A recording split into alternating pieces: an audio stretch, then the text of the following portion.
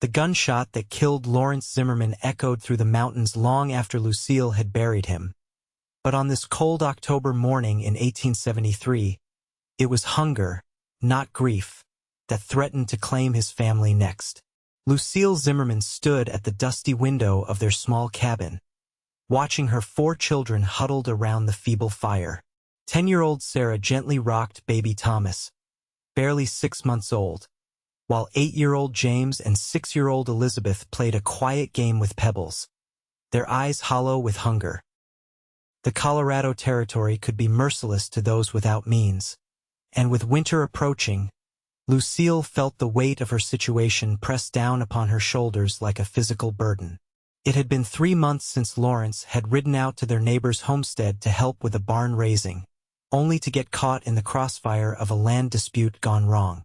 The bullet wasn't even meant for him, just a hard-working man with calloused hands who'd wanted to build something lasting for his family. Now all that remained was Lucille, her 4 hungry children, and a dwindling supply of cornmeal that wouldn't last the week.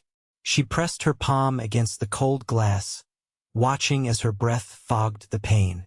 "We'll manage," she whispered to herself, the words feeling hollow even as they left her lips, but determination glinted in her green eyes. Lawrence had often said she was too stubborn for her own good. Now that stubbornness was all she had left. "Mama, someone's coming," James called out, his small face pressed against the window on the opposite wall. Lucille tensed, her hand instinctively reaching for Lawrence's old shotgun propped by the door. Visitors were rare this far out and rarely brought good news. "Stay inside," she instructed, wrapping a threadbare shawl around her shoulders before stepping onto the porch, shotgun held firmly in her hands. The rider approached slowly, his broad-shouldered silhouette backlit by the morning sun. As he drew closer, Lucille could make out more details: a weather-beaten Stetson, a thick coat dusted with the dirt of long travel, and a face half hidden behind a neatly trimmed beard. The stranger raised his hand in greeting, not a threat. "Morning, madam," he called out, his voice carrying easily across the yard. He pulled his horse to a stop at a respectful distance. "Name's Aaron Rutledge. Didn't mean to startle you none." Lucille didn't lower the shotgun. "What brings you to these parts, Mr. Rutledge?" "Just passing through, headed to Silverton."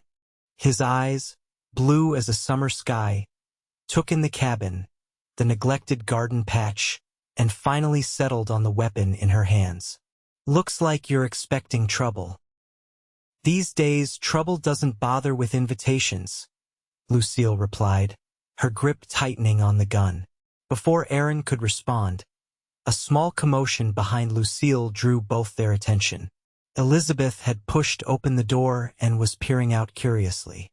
"Mama, I'm hungry," the little girl announced, her voice carrying across the yard. Aaron's expression softened. He slowly dismounted, keeping his movements deliberate and non-threatening. "I've got some provisions to spare, madam, if you'd allow it. Jerky, hardtack, even some coffee." Lucille hesitated, pride warring with necessity. But a mother with hungry children couldn't afford pride. Not in the Colorado wilderness with winter whispering on the wind. "That's kind of you, Mr. Rutledge," she finally said, lowering the shotgun slightly. "But we're not looking for charity." Aaron nodded, respect evident in his gaze. "Not offering charity, madam. Just being neighborly. Way I see it.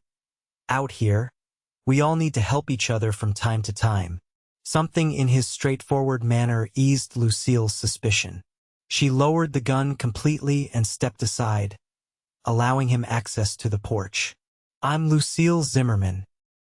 These are my children," she said as Elizabeth was joined by James and Sarah, who carried baby Thomas. Their curious faces peered at the stranger with undisguised interest.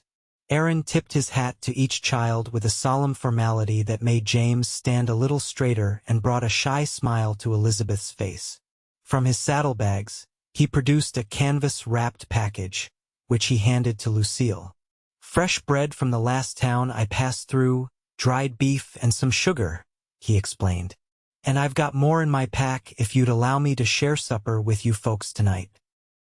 Been a while since I've had company at mealtime. The smell of the bread, actual wheat bread, not the cornbread they'd been subsisting on, made Lucille's stomach clench with longing. She saw the naked hunger in her children's eyes and made her decision.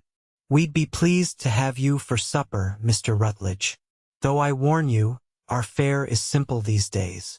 Simple suits me fine, Mrs. Zimmerman, he replied, a genuine smile crinkling the corners of his eyes. And please call me Aaron. That evening, the Zimmerman cabin felt warmer than it had in months. Aaron proved to be handy in the kitchen, producing a hearty stew from his provisions combined with the last of Lucille's vegetables. The children watched in fascination as he worked, especially when he pulled a small jar of honey from his pack, a treat they hadn't tasted since before their father died. "Where are you headed, Mr. Aaron?"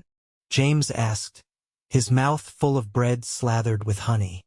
"James Manners," Lucille reminded gently, though she too was curious about their visitor. Aaron wiped his hands on a cloth and settled back in his chair. "I've been working cattle drives out of Texas for the past few years. Saved up enough to buy a small spread near Silverton. Heading there now to get it ready before winter sets in proper." "All by yourself?" Sarah asked, her voice small but curious. Aaron nodded. "For now.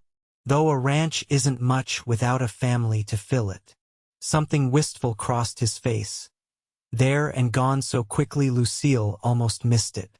After the children were tucked into bed, their bellies full for the first time in weeks, Lucille and Aaron sat by the fire. She felt compelled to explain her situation, though he hadn't asked. "My husband, Lawrence, was killed this past July. Stray bullet during a dispute at the neighboring ranch." The words came out evenly, rehearsed through repetition in her mind. "We were managing the homestead together, but without him." She gestured vaguely at the cabin. Aaron's expression was grave. "I'm sorry for your loss, Mrs. Zimmerman. Losing a spouse is a hard road." Something in his tone made Lucille glance up sharply. "You speak from experience?" He nodded, poking at the fire with a stick. "My wife, Catherine, died of fever 3 years back. We were just starting out in Texas." He paused, memories clearly playing across his features. After that, couldn't see the point in settling down. Took to the cattle drives, moving from place to place. "What changed?" Lucille asked softly. Aaron looked up, meeting her gaze. "Guess I finally realized running doesn't heal anything. Just wears out your boots faster." A small smile touched his lips. Time to put down roots again. They talked long into the night, sharing stories of their lives before grief had reshaped them. Lucille found herself laughing for the first time in months at Aaron's tales of cattle drive mishaps and the characters he'd met along the way. In turn, she told him about growing up in Pennsylvania, how she'd met Lawrence at a church social, and their journey west to claim their own piece of land. "It was his dream, really," she admitted. "I just wanted somewhere to raise a family. Now I'm not sure how to keep this place going, but I can't bear the thought of leaving. Lawrence is buried on that ridge." She pointed out the window to where a simple wooden cross stood silhouetted against the night sky. Aaron was quiet for a long moment. "What if I stayed on for a bit? Help get things in order before winter really sets in?" Lucille stared at him, surprised. "Your ranch in Silverton, it'll keep," he said simply. "Land's not going anywhere, and it looks like you could use an extra pair of hands around here."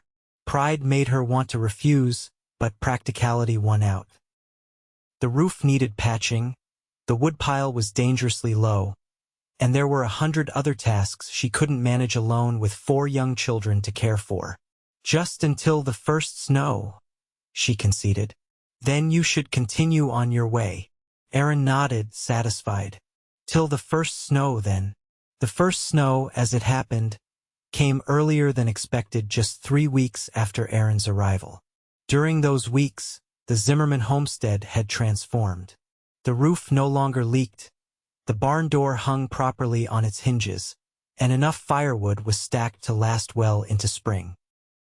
The garden had been cleared and prepared for next year's planting, and Aaron had even managed to repair the old wagon that had sat unused since Lawrence's death. Most surprising to Lucille was how easily Aaron had integrated himself into their daily lives. He seemed to have an innate understanding of what each child needed: patience for Sarah's endless questions, firm guidance for James's boyish energy, gentle encouragement for shy Elizabeth, and a natural way with baby Thomas that often left Lucille watching in quiet amazement. "You're good with them?" she remarked one evening as Aaron whittled a small wooden horse for Elizabeth, while the children listened to him tell stories of wild mustangs. "Had younger siblings growing up," he explained with a shrug. "And Catherine and I always wanted a houseful." A shadow passed over his face at the mention of his late wife, but it didn't linger as it once had. Lucille found herself watching him more often than not, the way his hands moved surely at any task, the genuine smile that transformed his serious face when the children made him laugh, the quiet respect he showed for Lawrence's memory.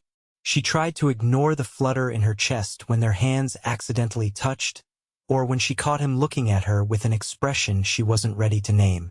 The morning the first snow fell, Lucille woke to find Aaron already outside, checking the animals and sweeping the light dusting from the porch steps.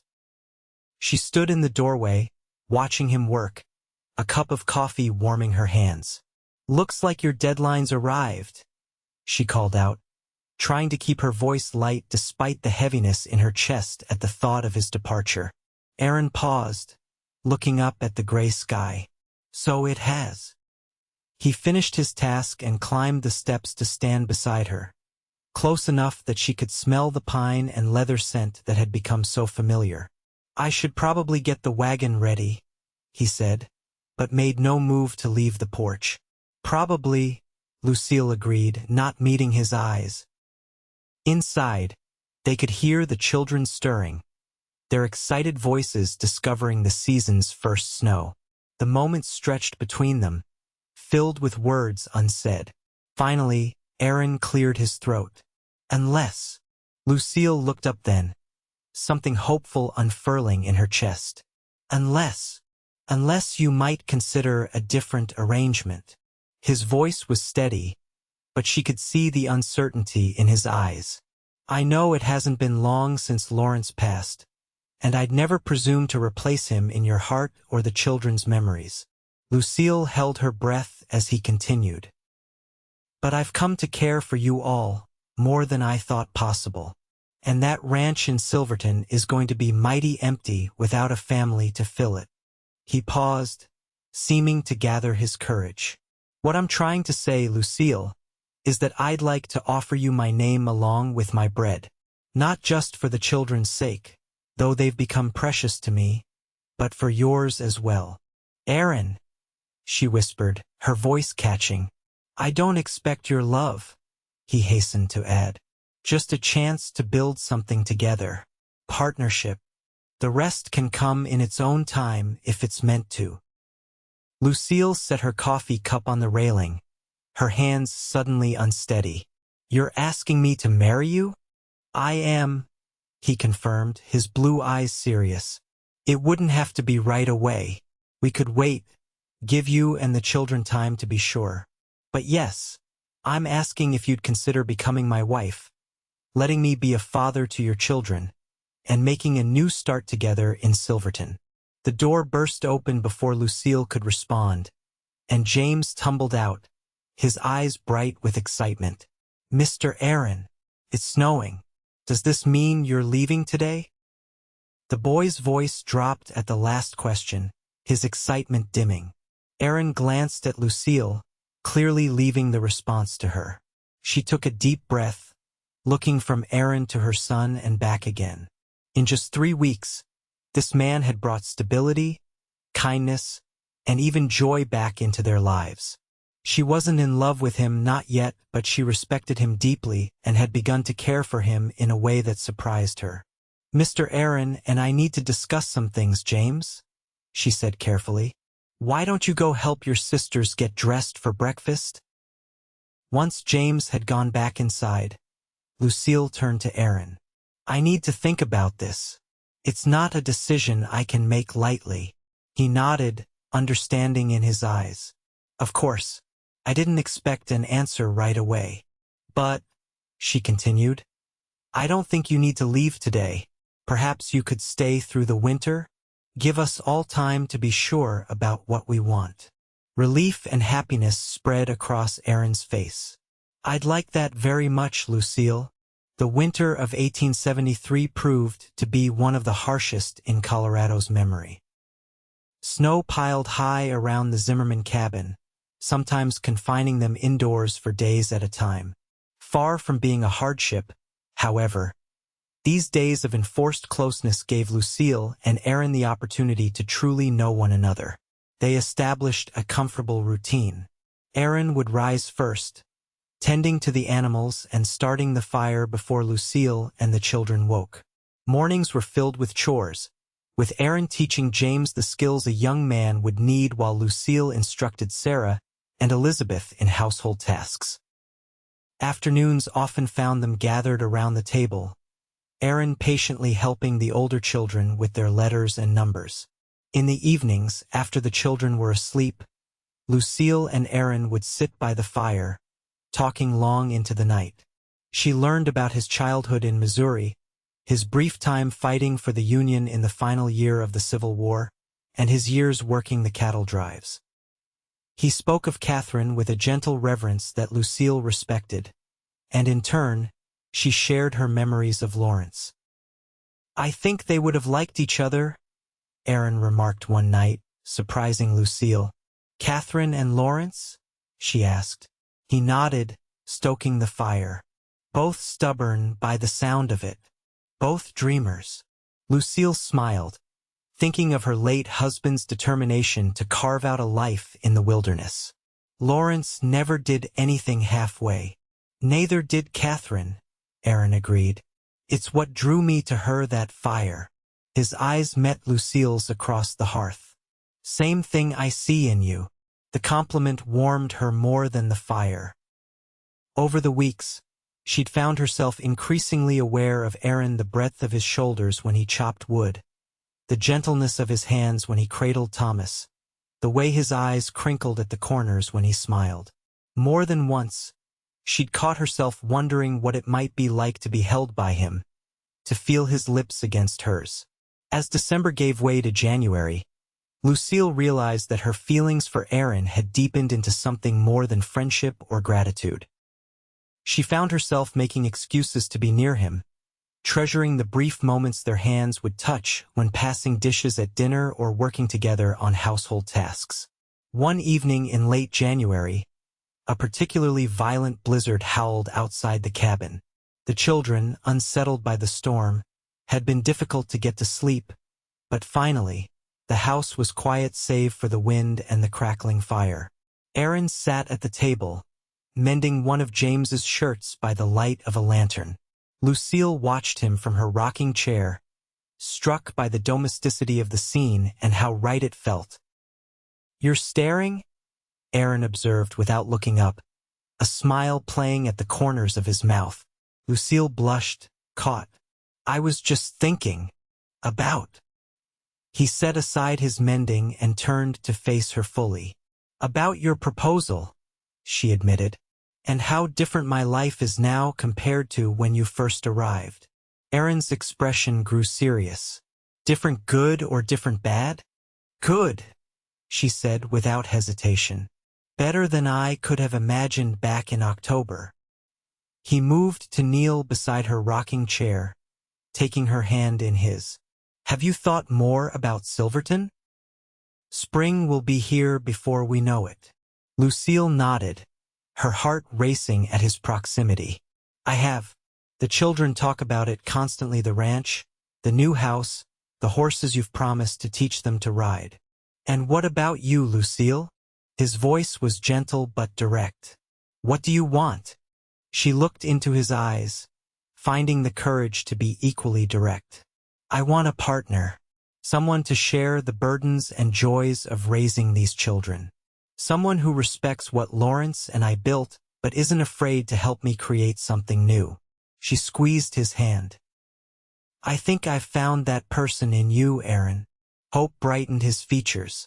"Are you saying yes?" "I'm saying I'm ready to try," she clarified. "Not just for the children's sake, but for mine. For ours." Aaron's smile was radiant. Slowly, giving her time to pull away if she wished, he leaned forward and pressed his lips gently to hers. The kiss was brief but full of promise, a beginning rather than an ending. When they parted, Lucille found herself smiling despite the tears that had sprung to her eyes. "I'm not sure I'm in love with you yet," she confessed, "but I think I could be very easily." "That's all I ask for," Aaron replied, brushing a tear from her cheek. "A chance." They were married on a clear morning in early March 1874, with the snow beginning to melt and the first hints of green appearing in the meadows. The ceremony was simple, performed by a traveling preacher who'd stopped in the nearest town. The children stood as witnesses, their faces shining with happiness and hope. Lucille wore a blue dress that Aaron had purchased for her on a supply run, with wildflowers in her hair. When she spoke her vows, her voice was clear and certain. This wasn't the passionate love of her youth, but something equally powerful, a choice made with open eyes and a full heart. After the ceremony, they returned to the cabin for a celebration with a few neighbors who'd braved the muddy spring roads to attend. As the day progressed, Lucille found herself repeatedly drawn to Aaron's side, comforted by his steady presence and the way he seamlessly managed both hosting duties and keeping track of the children. "Happy?" he asked quietly as they stood together watching James proudly show the other children the wooden whistle Aaron had carved for him. "Yes," Lucille replied, and meant it, though a bit nervous about the journey to Silverton. Aaron slipped his arm around her waist, the gesture still new enough to send a pleasant shiver through her. "We'll take it slow, make sure everyone's comfortable. And once we're there, you'll see it's beautiful country. Good place to start fresh." The journey to Silverton took nearly 2 weeks, with the wagon laden with their possessions and the children alternating between excitement and exhaustion. Aaron proved to be a patient traveler, never rushing them, always finding the best camping spots, and keeping the children entertained with stories and games along the way. They arrived at the ranch on a perfect spring afternoon. Lucille's first sight of her new home took her breath away, a solid 2-story house nestled in a valley with mountains rising majestically behind it, a barn and corral nearby, and a clear stream running along the property's edge. "It's beautiful," she whispered as Aaron helped her down from the wagon. "It's home," he replied, his eyes on her rather than the scenery. The children tumbled out of the wagon, their fatigue forgotten as they raced to explore their new surroundings. Baby Thomas, now nearly 10 months old, squirmed in Lucille's arms, eager to join his siblings. "Should we go inside?" Aaron asked, offering his arm with a formality that made Lucille smile. "In a moment," she said, handing Thomas to him. "I want to remember this, all of us together at the beginning." Aaron nodded, understanding her need to mark this transition. He stood beside her, baby Thomas on his hip, as they watched the other children dart around the yard, their laughter carrying on the mountain breeze. "Thank you," Lucille said suddenly, turning to face her new husband. "For what?" he asked, genuinely puzzled. "For stopping at our cabin that day. For offering your bread when we were hungry." She reached up to touch his cheek. "For offering your name when we were lost." Aaron turned his head to press a kiss to her palm, his eyes never leaving hers. "Best decision I ever made," he said simply. That night, after the children were settled in their new rooms, exhausted from the journey and excitement, Lucille and Aaron found themselves alone in the master bedroom. Despite being married for nearly 2 weeks, they had maintained a respectful distance during their travels, both to accommodate the children's presence and to give Lucille time to adjust to their new relationship. Now, as she stood by the window looking out at the moonlit valley, Lucille felt a nervous anticipation mingled with certainty. When Aaron's arms encircled her from behind, she leaned back against his chest, taking comfort in his warmth and strength. "I never thought I'd find this again," he murmured against her hair. "A family, purpose, someone to build a life with." Lucille turned in his arms, resting her hands against his chest. "Neither did I." She rose on tiptoe to kiss him, putting into the gesture all the feelings that had been growing over the winter months. Aaron responded with gentle passion, his hands spanning her waist, pulling her closer. When they finally broke apart, both breathless, Lucille saw in his eyes the same desire and tenderness she felt. "I love you," she whispered, saying the words for the first time. "Not the same way I loved Lawrence, but just as truly." Joy spread across Aaron's features. "And I love you, Lucille, not replacing Catherine in my heart, but creating a new space that's just for you." Their coming together that night was a promise fulfilled, tender, passionate, and full of hope for the future they would build together.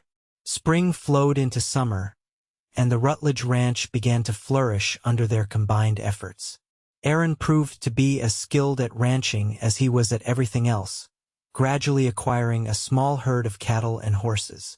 Lucille transformed the house into a true home, planting a vegetable garden that thrived in the mountain soil and establishing relationships with neighboring families. The children adapted quickly to their new life. James followed Aaron everywhere, soaking up knowledge about ranching and riding with an eagerness that made both adults smile. Sarah took to helping Lucille with household tasks and caring for her younger siblings, showing a maturity beyond her 11 years. Elizabeth's shyness gradually gave way to confidence as she discovered a talent for working with the gentler animals, while Thomas grew sturdy and strong, taking his first steps in the ranch's sunlit kitchen. By the time autumn painted the surrounding mountains in brilliant hues of gold and crimson, Lucille knew with certainty that they had made the right choice. The grief that had once threatened to consume her had transformed into a gentle remembrance of Lawrence, one that could coexist with her deepening love for Aaron. One crisp October afternoon, almost exactly a year after Aaron had first ridden up to her cabin, Lucille found him sitting on the porch, whittling a small wooden figure.